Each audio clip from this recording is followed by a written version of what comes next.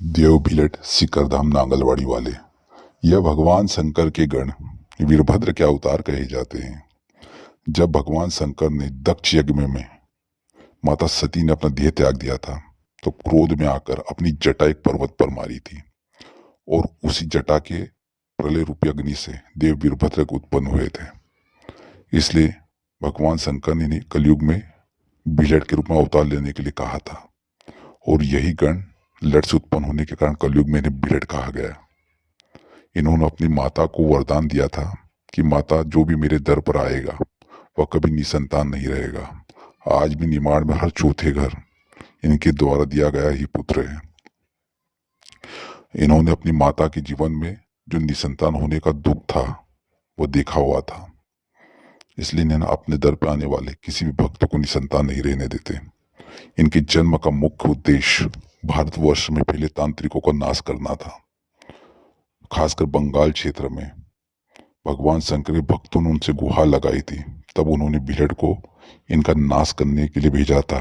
गंगू तेलेन और ऐसे बहुत से बड़े बड़े तांत्रिक थे जिनका भगवान भिलट ने नाश किया था। उसके बाद उन्होंने वहाँ के राजा गांधी की पुत्री पद्मा से ब्याह किया और भगवान शंकर और माता पार्वती के पास आए। भगवान शंकर और माता पार्वती ने उन्हें अपने माता पिता के पास जाने रोलगांव पाटन, इनका जन्म स्थान कहा जाता है, कहा था और उनके पिता का नाम रेलन और माता का नाम मेदा था। यह भौरागढ़ से इनका इतिहास जुड़ा हुआ है।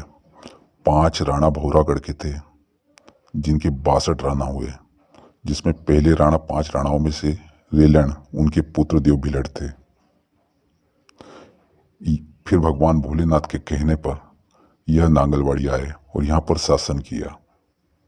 बहुत लंबे समय तक शासन करने के बाद यह विरक्त होकर सतपुड़ा के पहाड़ जो नांगलवाड़ी स्थान है शिखरधाम, वहाँ चले गए और अमृतत्व को प्राप्त होकर अपना शरीर त्याग दिया।